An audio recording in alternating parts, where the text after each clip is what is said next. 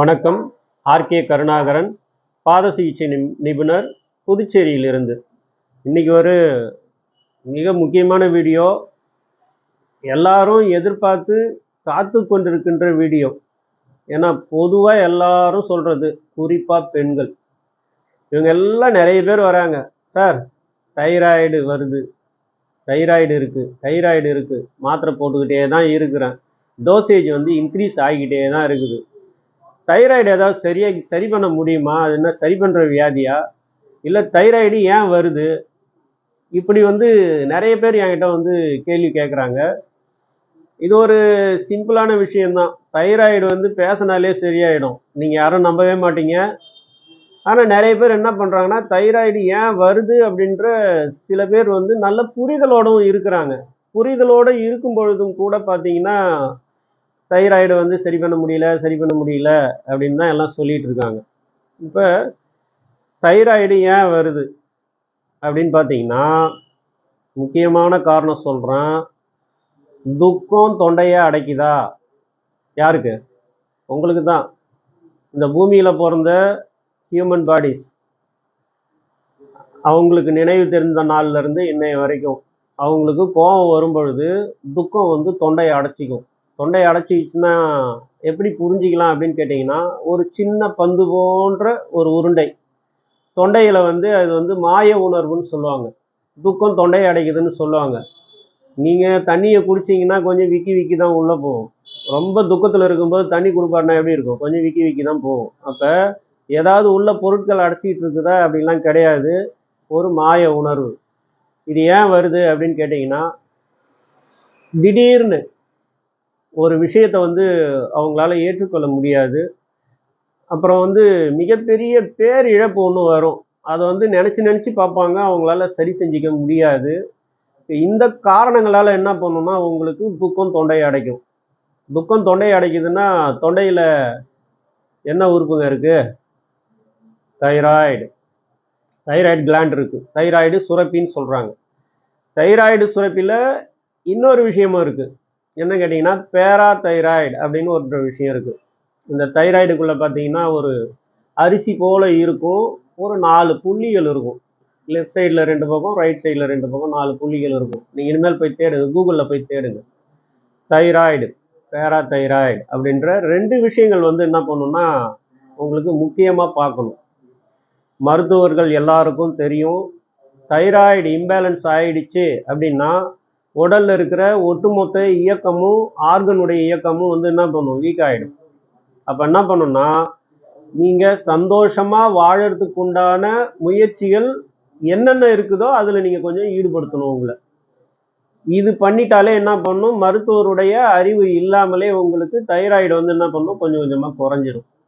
அப்படி இல்லை, இம்பேலன்ஸை தான் இருக்குது அப்படின்னா, இது மேலே மேலே என்ன பண்ணும்? உங்களுடைய அறிவை கொண்டு உங்களுடைய உடல் இயக்கங்கள் பாதிக்குது.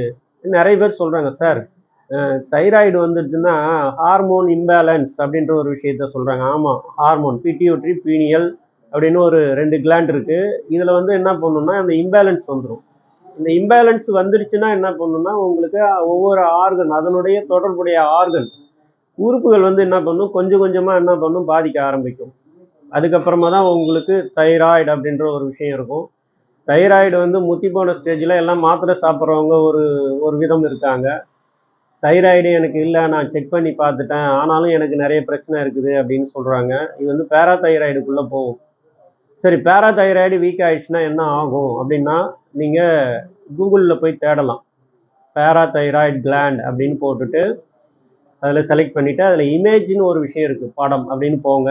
அதில் அப்படியே மேலே தள்ளிக்கிட்டே போனீங்கன்னா கொஞ்சம் தூரம் போன உடனே என்ன பண்ணும்? ஒரு 3 படம் போட்டிருப்பாங்க. என்ன போட்டிருப்பாங்கன்னா, கிட்னி, பேராதைராய்டு குறிப்பிட்டு காட்டி அதில் என்ன பண்ணுவாங்க? லார்ஜ் இன்டெஸ்டைன், அதுக்கப்புறம் கிட்னி, அதுக்கப்புறம் எலும்பு படம் ஒன்று போட்டிருக்கும். இந்த 3 படம் போட்டிருக்கும்.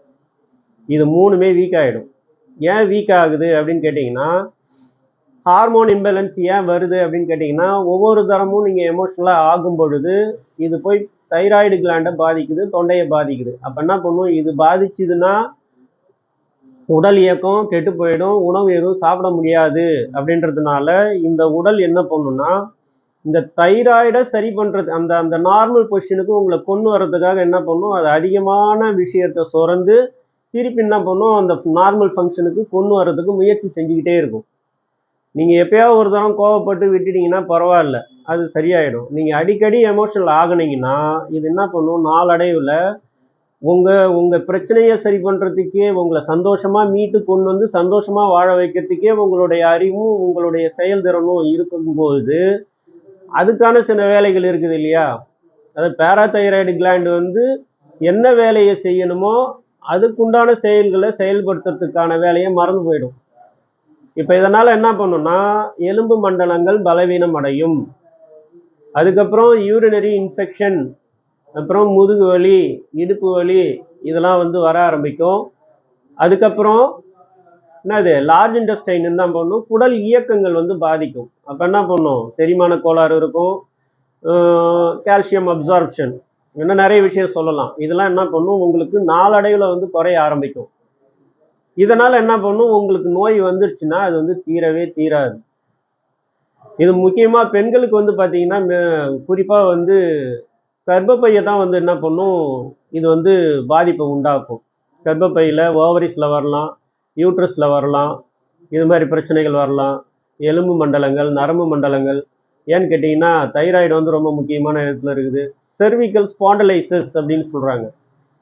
அதாவது பின் கழுத்து பிடரியில் அந்த கழுத்து பக்கம் இருக்கிற நரம்புகள், ஏன்னு கேட்டிங்கன்னா இந்த தொண்டை இருக்குது இல்லைங்களா, இந்த இடத்துல இருக்கிற அந்த தைராய்டு கிளாண்டு பாதிப்பு ஏற்படும் பொழுது பின்னாடி இருக்கிற அந்த கழுத்து நரம்புகள் வந்து பலவீனம் அடையும். அதில் போகிற சிக்னல்ஸ் இருக்குது இல்லையா, இது வந்து என்ன பண்ணும், மாற்றம் ஏற்படும், வலி வரும், அதுக்கப்புறமா பார்த்தீங்கன்னா ஸ்டிஃப்னஸ் வரும், இன்னும் நிறைய பிரச்சனைகள் வந்து வர ஆரம்பிக்கும். அதனால் என்ன பண்ணுவாங்கன்னா, மனசை வந்து சந்தோஷமாக வச்சுக்கிட்டா மட்டும்தான் இந்த தைராய்டு குணமாகும். எந்த மருத்துவர்கிட்ட எந்த மருத்துவ முறையிலையும் மருந்து எடுத்தாலும் இதை வந்து சரி பண்ணுவது என்பது கொஞ்சம் சிரமமான காரியம்தான். ஏன்னா இது மனசு சார்ந்த விஷயம். ஏதாவது கேள்வி இருந்தால் நீங்கள் கேட்கலாம், இமெயிலில் எழுதி கேளுங்க, உங்களுக்கு சரியான பதில் உங்களுக்கு கொடுக்கப்படும். மிக்க நன்றி.